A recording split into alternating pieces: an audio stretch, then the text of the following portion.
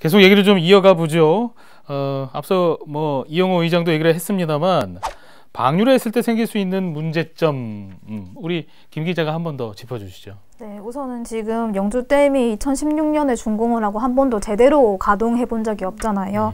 근데 영주시에서는 이제 댐 방류를 예정을 하고 많은 사업들을 추진을 해왔어요. 그 주변의 관광 사업이라던가 인근에 거기서 지역 파생할 수 있는 일자리 사업이라던가 이런 거를 지금 영주시 예산만으로 1,747억 원의 예산이 투입이 됐는데 지금 환경부가 얘기하는 것은 방류를 한 뒤에 어떻게 할 거냐에 대한 계획이 전혀 없거든요. 네. 지금 환경부의 입장은 이 영주댐을 자연 하천 상태로 돌려서 다시 뭐 환경 문제나 안전성 문제를 보겠다는 건데 영주시의 입장에서는 그 뒤에는 어떻게 할 거냐, 이미 우리가 추진해온 것들은 어떻게 할 거냐는 입장이 있는 거고 만약에 방류를 해서 댐을 안 쓰는 걸로 결정이 되면 지금까지 영주시가 썼던 예산들은 뭐 어떻게 할 거냐라는 문제가 남아 있는 것 같습니다. 네. 그래요. 그러니까 이러지도 저러지도 못하는 상황인데, 그런가 하면은 영주댐은 지금 4대강 사업 일환으로 낙동강 수질 개선을 위해서 건설이 됐습니다.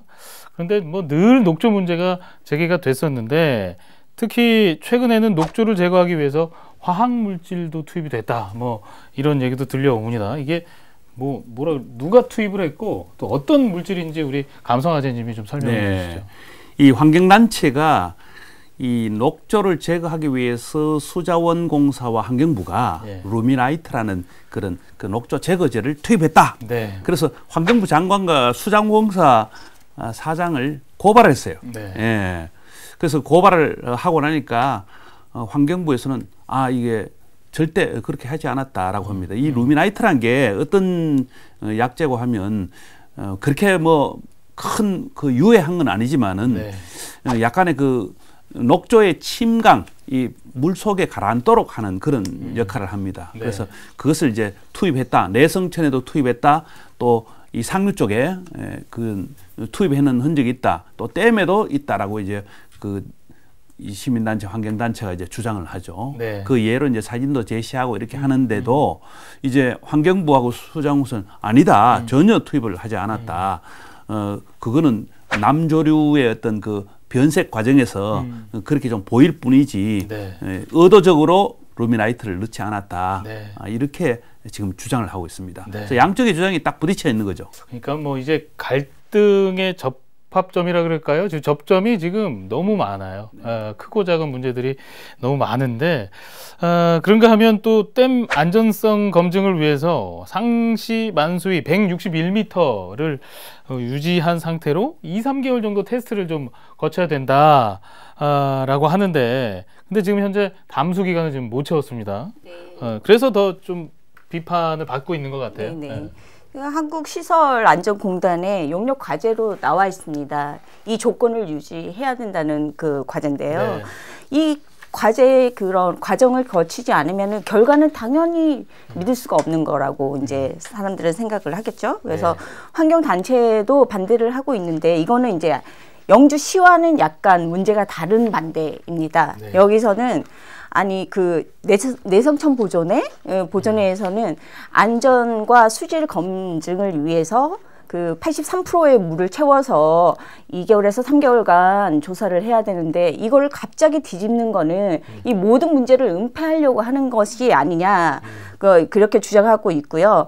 아니면은 댐의 안전성에 큰 문제가 있는 것이 아니냐 하고 합리적인 의심을 하고 있다고 주장을 합니다. 그래서 담수 기간이 이제 길어야 되는 건 상식이고요. 그래서 환경부하고 환경단체에 대해서 이제 환경부는 수용하기 어렵다, 이렇게 얘기를 하고 있어요. 어차피 기간이 길어졌어도 수위는 높아지지 않았을 거라고 영주댐 그 협의체 측은 주장하고 있습니다. 기자회견에서 다루는 이슈들이 쉬운 문제가 하나도 없습니다만 이번만큼은 정말 첨예하게 대립한다라고 표현하는 게 맞는 것 같습니다. 영주 시민들 입장에서는 지금 뭐 물을 빼면 관광 개발 비롯해서 뭐 꿈꿔왔던 그런 미래가 이제 수장된다라고 그렇게 좀 느끼는 것 같고요. 다 물거품이 될 수밖에 없다, 그런 주장인데, 그래서 방류만은 좀 막으려는 것 같은데요. 그렇다면 이제 시간이 많이 됐는데 끝으로 어떻게 좀 전망하시는지, 또 어떻게 좀 해결해 나가야 하는지 한 말씀씩 좀 해주시면 좋겠습니다. 우리 감성아님부터. 뭐 앞서 이제 루미나이트를 투척했느냐 그렇지 않느냐 투척했다는 척은 환경 이제 보존 단체에서 이제 하다 보니까 이제 환경부 장관 수자원공사를 이렇게 압박하기 위해서 고발을 해놨죠. 그런데 이제 거기서는 당초에 이 댐은 한 번쯤은 만수위로 3개월 이상을 유지해봐야 되기 때문에 현재는 물이 조금 늘어갔습니다. 한 160에서 이제 한 130 정도로. 그래서 오히려 한 60%밖에 채워져 있지 않는 거죠. 오히려 더 사실 수량을 채워서 더 실험적인 어떤 과정을 거쳐봐야 되는데 환경단체들은 빨리 방류를 해야 된다. 그동안 방류를 안 한 것이 아니라 조금씩은 방류를 계속 3년 동안 1차 담수, 2차 담수, 3차 담수를 통해서 이 담수화 또 하면서 방류도 조금씩 했어요. 시험 방수를 해본 거죠.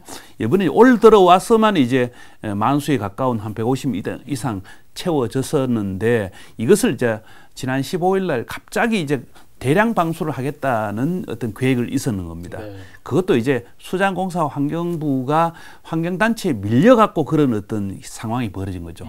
여기서 이제 주민들이 일어선 겁니다. 안 된다. 한번 채워서 만수위가 유지될 수 있는지 연말까지 한번 해보고 그냥 시험 방수도 하고 해야지 무조건 지금 그런 환경단체에 떠밀려 가지고 영주댐의 기능 자체를 없앨 수는 없다.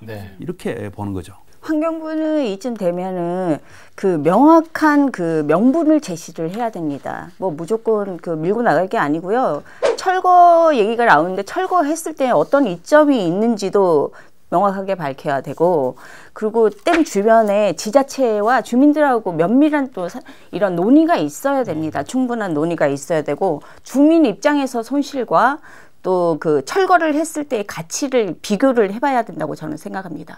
그래서 어느 떡이 더 큰지를 생각을 해보고, 아니면은 두 가지 떡을 다 먹을 수는 없는 건지를 면밀하게 조사를 해야 된다고 생각합니다. 이게 뭐 갈등이 커지는 이유가 일단 환경부가 제대로 입장을 내놓지 않아서 그런 것 같고, 앞으로 뭐 1년 정도 더 조사를 거친 뒤에 이 댐을 어떻게 할 건지 결정을 하겠다고 하는데, 사실 지금 환경부에 조사하는 소위원회 지역 주민을 대변할 수 있는 인원이 2명밖에 없다라고 해요. 그래서 환경단체도 방류를 반대하고 지자체도 방류를 반대하는 이유가 거기에 있거든요. 이걸 왜 지금 방류하는지 아무도 모르는 거예요. 그 이유 자체를. 그래서 이런 거를 좀 설득할 수 있는 작업들이 좀 더 필요하지 않을까 싶습니다. 네, 그래요. 대구 경북 기자회견 어느새 마칠 시간입니다. 영주댐 방류냐 담수냐 이 얘기는 지금 현재 진행형인 얘기이기 때문에 다음 시간에 못다한 얘기는 좀 이어갈 수 있도록 하겠습니다. 대구 경북 기자회견 마칩니다. 시청해 주신 여러분 고맙습니다.